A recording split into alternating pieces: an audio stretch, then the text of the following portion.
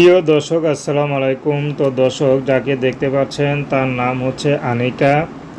আনিকার মা মারা গেছে। তো তার কিছুদিন পর বাবা আরেকটি বিয়ে করে। বর্তমানে বাবা সাইকেল করে হরেক রকম বিভিন্ন মালামাল বিক্রি করে, সেখান থেকে যা পায় গ্রামে ঘুরে টুকটাক সে তা দিয়ে সংসার চলে, টানাটানি সংসার।